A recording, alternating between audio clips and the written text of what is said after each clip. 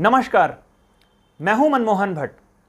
आमतौर पर अगर कोई नीतिगत फैसला होता है और उसमें कोई झोल होता है तो मामला कोर्ट तक जाता है और नैनीताल हाई कोर्ट कई मामलों में राज्य सरकार को फटकार लगा चुका है। एक और मामला सामने आया है जहां पर नैनीताल हाई कोर्ट के आदेश के बाद राज्य सरकार थोड़ा सा बैकफुट पर आई है। मामला है निजी नाप भूमि में किसी भी तरीके की खनन से संबंधित प्रक्रिया का। वास्तव में खनन उत्तराखंड में एक ऐसा विषय है जिसके आधार पर राज्य की राजनीति अलग अलग मोड़ लेती है। निजी नाप भूमि में खनन करने का सबसे पहले आदेश एनडी तिवारी की सरकार ने जारी किया था। उस आदेश को आगे की सरकारों ने भी जारी रखा, बीच बीच में कुछ समय के लिए उसे रोका जाता रहा। लेकिन जब इस मामले में अराजकता काफी बढ़ गई तो नैनीताल हाई कोर्ट ने टिप्पणी की और उस समय की सरकारों को बैकफुट पर आना पड़ा।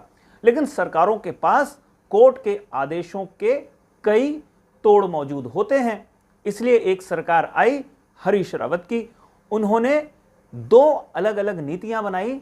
एक थी रिवर ट्रेनिंग, जो नदियों में मलबा इकट्ठा हो जाता है, रेता बजरी इकट्ठा हो जाता है, उसमें खनन की प्रक्रिया को आसान बनाने का, यानी अपने चहेतों को वो खनन के पट्टे बांटे जाने का व्यवस्था हरीश रावत की सरकार ने करी। और साथ साथ निजी नाप भूमि पर समतलीकरण का भी एक व्यवस्था बनाई गई। समतलीकरण मतलब अगर वहां पर आपकी कोई जमीन है, नदी किनारे है, वहां पर अगर रेता बजरी इकट्ठा हो जाता है तो उसको सामान्य तौर पर उठाने की व्यवस्था को समतलीकरण कहा गया और इसकी शुरुआत हरीश रावत की सरकार में हुई।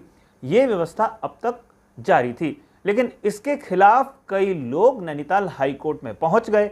उनका तर्क था कि समतलीकरण या रिवर ट्रेनिंग एक ऐसा नीति है राज्य सरकार की जिसमें बहुत ज्यादा खर्चा किसी भी ठेकेदार का या खनन करने वाले व्यक्ति का नहीं होता। उसकी रॉयल्टी बहुत सीमित होती है, जबकि जो पट्टे सरकार जारी करती है उसमें भारी भरकम रॉयल्टी दी जाती है राज्य सरकार को, जिसके कारण उनका माल ज्यादा महंगा बिकता है। यानी माल के बेचने में अंतर होता है कीमतों में।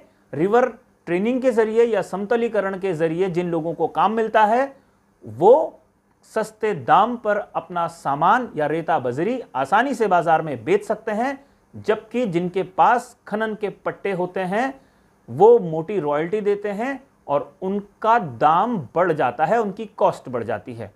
नैनीताल हाई कोर्ट ने इसके बाद समतलीकरण वाली प्रक्रिया पर पूरी तरीके से रोक लगाने के आदेश जारी कर दिए। इससे राज्य सरकार थोड़ा सा बैकफुट पर जरूर आई है, लेकिन इसका कारण यह है कि जो खनन विभाग है वो कोई स्पष्ट नीति नहीं बना पाता और उसके स्पष्ट नीति ना बना पाने के कारण राजस्व का नुकसान सरकार को होता है, या कह लीजिए अगर आमदनी सरकार की कम होगी तो वो खर्चा भी राज्य के ही वेलफेयर में खर्च होता है, उस पर भी कोई ना कोई कटौती करनी पड़ेगी।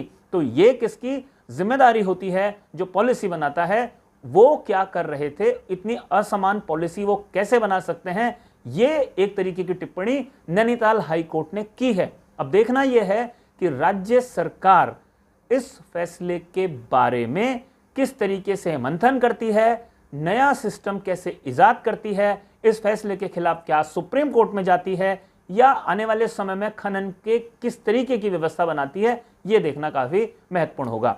साथियों, अभी के लिए फिलहाल इतना ही। अगली रिपोर्ट में फिर मुलाकात होगी, तब तक इजाजत दीजिए। नमस्कार।